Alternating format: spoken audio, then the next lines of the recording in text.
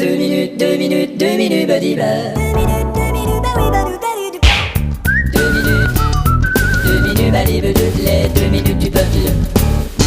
Faisons-nous justice et allons à un autre épisode du tribunal du peuple. La parole est au ministère public. Monsieur Breezen Fossenton. Oui, Vous programmez des logiciels pour des institutions financières. oui. Dans une des banques où vous avez installé votre logiciel, une somme importante est disparue via Internet. Et ça, c'est pas ma faute, c'est un pirate, c'est un hacker. Alors votre système est-il vraiment fiable si un hacker tient le logiciel de votre entreprise? Si, parce qu'au contraire, le logiciel de mon entreprise me tient à cœur. Bon.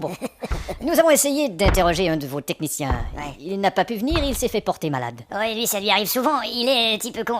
Il Il est hypocondriaque. Non, il est un petit peu con tout court. Vous savez, l'enquête démontre que plusieurs comptes ont été vidés de leur somme au profit d'un seul. Ah, il paraît, ouais. Et bizarrement, le même soir, un homme se présente à un distributeur, retire le tout et pouf, il disparaît. On ne l'a pas revu. Ah oui, ces distributeurs ne sont vraiment pas sûrs de nos jours. Hein? Tu fais ton petit retrait et pouf. N'importe qui de nos jours peut accéder à son compte en banque par Internet. Alors, il y a quand même quelques prérequis. Par exemple. C'est l'encryptage du logiciel, vous comprenez? Non. Il faut 128 bits pour y accéder. Et on ne peut pas y accéder sans une telle malformation génitale? Maître Boutier, il s'agit de termes informatiques. Ah d'accord. Alors tous les logiciels installés dans les banques sont les mêmes. Oh, ils sont tellement pareils. D'accord. Ils sont si identiques, Oui. similaires. Sauf bien sûr les vôtres, qui sont piégés.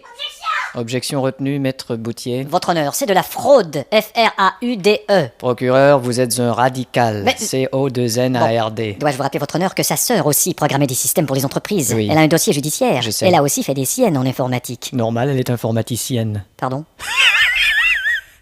Qu'est-ce que vous avez dit? Continuez. Bon, Breezen Fossenton, Oui, vous avez fondé un organisme humanitaire qui a pour but de venir en aide aux personnes incontinentes. c'est exact.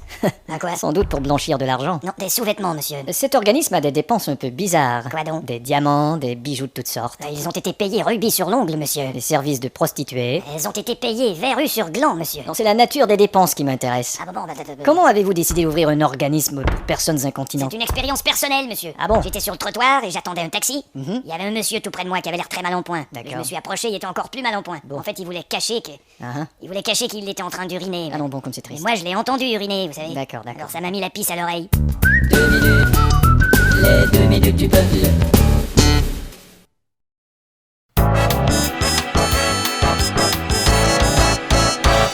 Attention, touchez pas au cadavre. J'ai pas touché. Salut tout le monde. Bonjour inspecteur. Depuis quand est-il mort? À peu près au milieu de la nuit. De l'alcool, de la drogue, quelque chose? Non merci. Comme vous voulez. On dirait qu'il a été assommé par derrière. Ça doit être un coup de la mafia. Non, un coup de bâton. Inspecteur, Quoi donc? j'ai trouvé une tasse de thé qui date d'hier après-midi. Hier après-midi, il a bu du thé. Ouais. C'est donc un meurtre après-midi-thé. Et quoi? Vous la saisissez pas? Non. C'est une blague. Hein? Après-midi-thé. Non, je comprends pas. Allez donc faire la circulation, putain. Bon, c'est encore moi qui me tape la circulation. Alors, sergent Robinson Lagligan. Oui, inspecteur. Vous avez interrogé quelques voisins? Oui, il y a la dame d'en face qui dit que c'était un homme très gentil, parfois un peu acide, mais c'était involontaire. Ce serait donc un homme acide involontaire. Pardon? Homicide involontaire, c'est une blague. Ah bon, Vous saisissez pas? Vous voulez que je fasse la circulation? Non, foutez-moi le camp. On n'a pas que ça à faire. Smith! Ouais? Johnson! Ouais? Brick and a claws and tweez and pig and a cower tear! Allez donc fourrer la couille derrière. Qu'est-ce qu'il a dit? Je crois qu'il voulait dire allez donc fouiller la cour derrière. Inspecteur. Oui, qu'y a-t-il, sergent Steven Silverman? J'ai ici un témoin qui a un enregistrement de ce qui s'est passé. Formidable. Votre nom? Je m'appelle Bob Scrisson Nicolas McGrath. Faites-moi tout de suite entendre cet enregistrement. Écoutez. Et en plus, l'assassin révèle son propre nom. Super. Chut. Salaud, je vais te tuer, mon salaud. Aussi vrai que mon nom est... Tralala, y'a du gros poil sur les grosses fesses. Qu'est-ce que c'est que ça? La madame de la vie, gros téton, Merde, on dirait que ma petite fille a enregistré par-dessus. c'est que voici. Eh ben, je suis vraiment désolé. Inspecteur, venez vite! Allons-y, vite.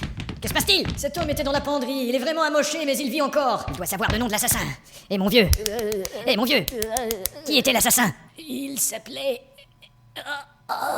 Eh merde. Quoi, il est mort? Non, c'est que je connais personne qui s'appelle... Eh bien, chérie. Comment est ton repas? Je n'ai plus de pain. Vous entendez, Gaston? J'apporte le pain. Et je n'ai plus de vin non plus. Vous entendez, Gaston? J'apporte le vin. Et je n'ai plus d'estime pour toi. Vous entendez, qu'est-ce quoi? Tu crois que je ne sais pas que tu n'attends que ma mort, car tu sais que de moi tu hériteras. Mais je suis déjà très irrité de toi, chérie. Ignoble individu. Mais, ma chère amie, Salaud. ma chère chérie, Ça me donne des frissons. ma chère de poule, Je pense que tu as des actions dans des usines nucléaires. ma chère Nobile, Je suis certaine que tu me trompes. voyons, ma chère Estelle. Tiens, je vais mettre un disque de sto. Allons, ma chère Den, et puis tiens, j'en ai marre de toi.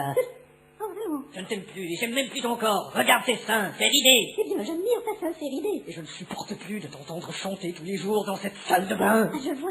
Est-ce que tu en aimerais une autre? Même dans une autre salle de bain, ça ne changera rien. Eh bien, figure-toi figure-toi que moi, je te trompe avec un nain, et que tu ne l'as jamais su. C'était donc à mon insu, Calembour. Et que je ne te désire tellement plus que régulièrement je vais à l'écurie pour y prendre mon pied avec des mulets. Combien de mulets?